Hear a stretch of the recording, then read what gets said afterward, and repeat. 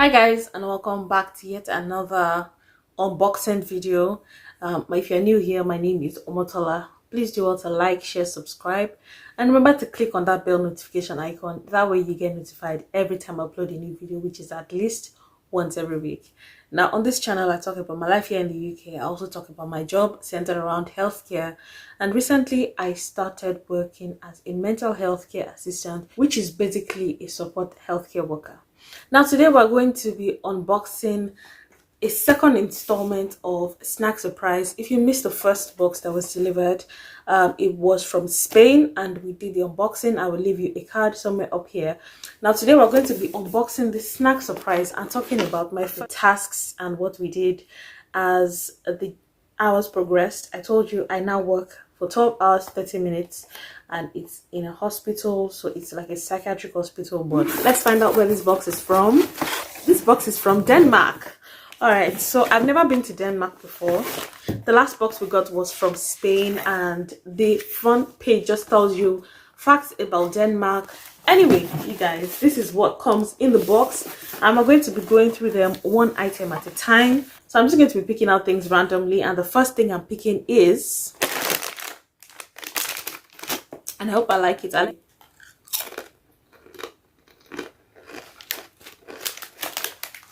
I really like this one. The shift starts by 7 a.m. and it ends by 7 p.m. So it's a 12-hour, 30-minute shift. So the shift starts by 7 o'clock and it usually starts with handover.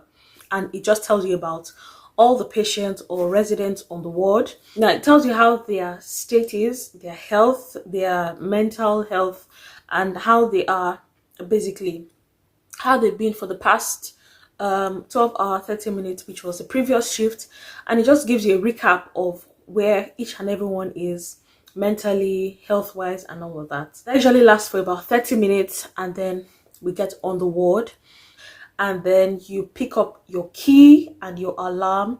Everyone gets a key and alarm. You cannot be on the ward without a key and alarm. Now once we get on the ward, everyone is allocated a task or a function. So there are different roles that stand out, and those are for checks and activities and response. Now these three categories of people are like the main people on the shifts. Everyone's job is important, don't get me wrong, and the most important I think will be the one on checks. Now for the person on checks, you are saddled with the responsibility of checking all of the keys, checking all the communal areas, checking all the exit points, checking to see that, you know, nothing is amiss. So you have to go at the beginning of the shift, go around the ward, you check all of the keys, check all of the locks, check all of the doors, exit doors, and everything. Make sure that everything is in its place. Also, there's a section on the ward, because it's a psychiatric ward. There are some things that are not allowed in the patient's rooms, so they are kept in a separate place called a checks room. And you have to go and count each individual item and make sure that they are still there. Account for all of the cutlery, because everything has to be accounted for. So if something like a cutlery or a sharp object goes missing, there has to be a lockdown of that ward until that particular item is found. So it's very important that things like that could cause harm to the patient are kept in a separate place, and someone has that responsibility to see that everything that is potentially dangerous to the patient or the residents are kept safe. Next snack. This is what it looks like.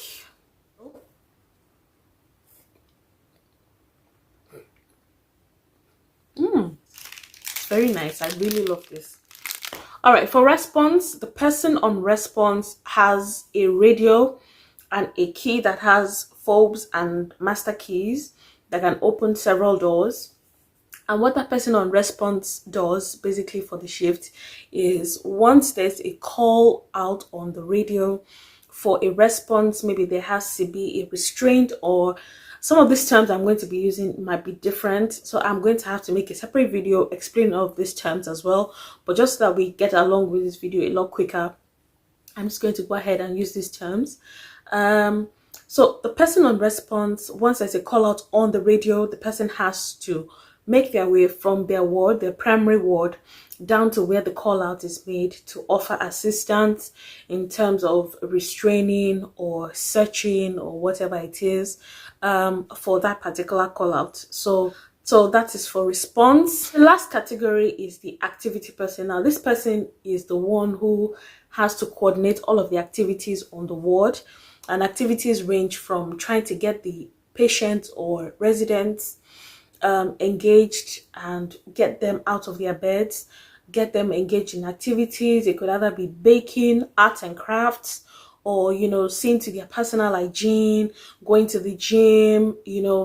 It's the person is just responsible for all of these activities, note them down, and also upload them on their individual files. Every other person on the ward, including these main people, also get to do tasks and are assigned tasks. And once you get on the ward, after like the first hour or two, you get an allocation sheet that states all the activities that you are going to be doing for the next 12-hour 30 minutes. So the day is basically planned, and everyone is given a sheet like that, so you get time zones and where you are going to be. And yeah, so once you get that allocation sheet, you are basically following a plan that has been laid out, and everybody basically falls in line after that. All right, so the next snack we are picking out is called scone banana. I'm guessing, well, this is obviously going to be something that has to do with bananas.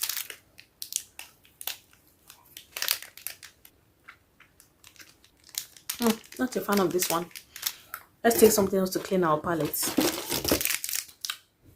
This one is called Yankee Mandel. Kind of looks like a Mars bar.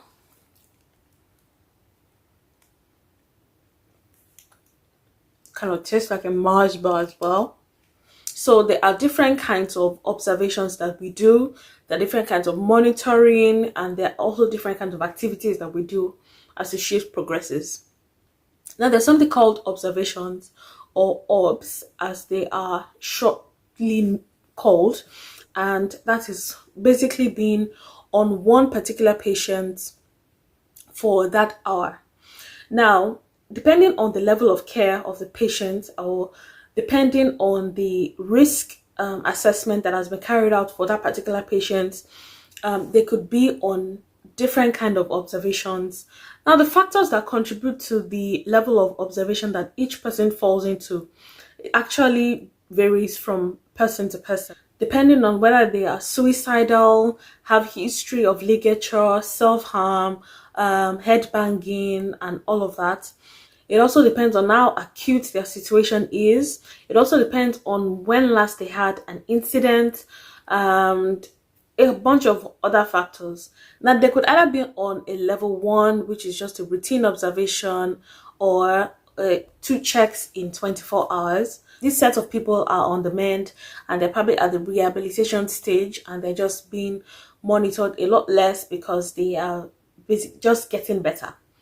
Now, those on level 2 observations are checked probably once every hour or twice every hour, and this is just done as a routine for each of the patients depending on their level of care.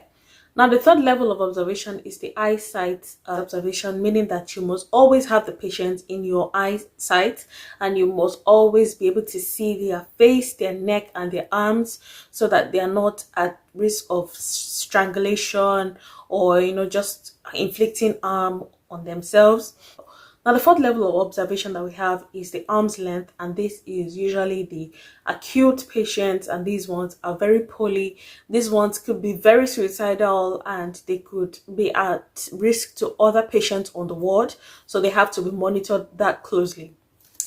So the next item we're picking from the box is this one, and it is called Orange Stan, and it looks like an orange flavored chocolate bar that I cannot wait to try, because the combination of orange and chocolate is just made in heaven.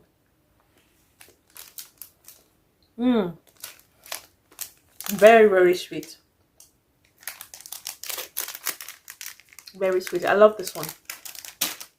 Next item is this one, and is called Vein Gummy. This is what it looks like inside. It has this really cute jelly like things in them. Almost like a Haribo. I work on the rehabilitation ward, so the patients that we have on that ward do not really require the fourth level of observation because they are on the mend, and they're usually at the stage where we're just monitoring them to get better. Next snack. Okay, it's not so salty, but I'm not a fan of this one as much. So that is basically what you're going to be doing for the rest of the shifts. And you also try to stay on the ward, stay on the floors, and interact with the patients as soon as they're out of their rooms. Try to engage them in conversations, get them to talk and open up. Initially, I struggled with this because, you know, I'm new there. They don't really know me. They don't have that trust that they have with other previous staff members. So breaking into that could be a little intimidating, could be a little challenging as well. Also, we get to take them out. So they're not always on the ward. Sometimes they have different kind of leaves. They're called leaves. And they could either be ground leaves, they could be escorted leaves, and they could be home leaves. So those three categories of leaves they get depending on what they are allowed. Now this is determined by their doctors, and this is reviewed as time progresses as well. We also go with them to town, so they go shopping for their own things. They basically live their life, and we also help them. Being that I work on the rehabilitation ward, we also help them to get integrated back into the society. So it's actually quite fulfilling as a job, really, because you help someone who's been very mentally ill and you help them integrate themselves back into society. So yeah, I really like that part of the job as well. This is what it looks like. No.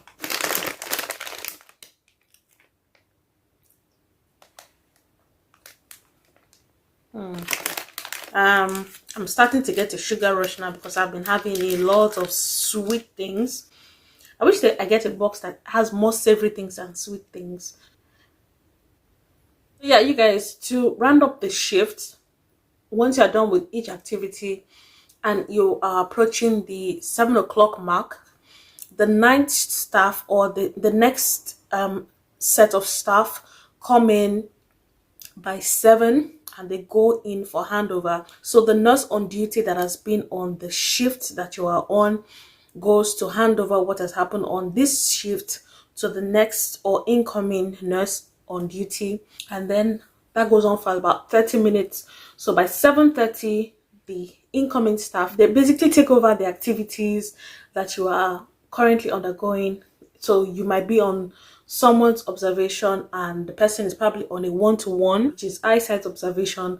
So someone comes to relieve you from that, and you hand over all of your keys and your alarms to the person. You could be the checks person as well, and you have to take the checks person who's going to be on the next shift, take them around, make sure that all of the items that you are looking for has been accounted for. You list them, and the person also signs to say, okay, I have received all of these items, everything is as it should be, and so on and so forth. And so that is just how we carry on the activities and the tasks from shift to shift. I hope this video makes sense. I hope I've been able to explain myself and, you know, basically give you a rough idea of what happens per shift. There we go. Doesn't sound too fizzy.